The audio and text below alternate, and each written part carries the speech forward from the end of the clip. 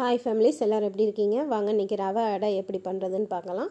ஒரு கப்பு வெள்ளை ரவை எடுத்துக்கோங்க, 2 ஸ்பூன் அரிசி மாவு, 2 ஸ்பூன் தயிர், அப்புறமா கொஞ்சமாக உப்பு, சோடா உப்பு, இது எல்லாத்தையுமே சேர்த்து நல்லா இட்லி மாவு பதத்துக்கு கரைச்சி எடுத்து வச்சுக்கோங்க.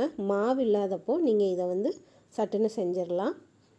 அதுக்கப்புறமா ஒரு கடாயில் கொஞ்சமாக எண்ணெய் ஊற்றி கடலைப்பருப்பு, கொஞ்சமாக கடுகு, கொஞ்சம் ஜீரகம், கொஞ்சம் கருவேப்பிலை, ஒரு பெரிய வெங்காயம் பொடிசாக நறுக்குனது, அதுக்கப்புறமா 2 பச்சை மிளகா, ஒரு துருவின கேரட்டு, இது எல்லாத்தையுமே சேர்த்து நல்லா வதங்கினதுக்கப்புறமா இதை நீங்கள் மாவில் சேர்த்துக்கோங்க.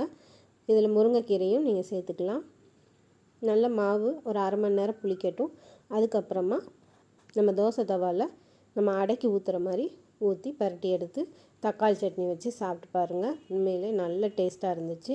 டக்குன்னு செஞ்சிடலாம். உங்களுக்கு இந்த வீடியோ பிடிச்சிருந்துச்சுன்னா லைக் பண்ணுங்கள், ஷேர் பண்ணுங்கள், கமெண்ட் பண்ணுங்கள், சப்ஸ்கிரைப் பண்ணுங்கள். Thank you families. நெக்ஸ்ட் வீடியோவில் பார்க்கலாம். பாய்.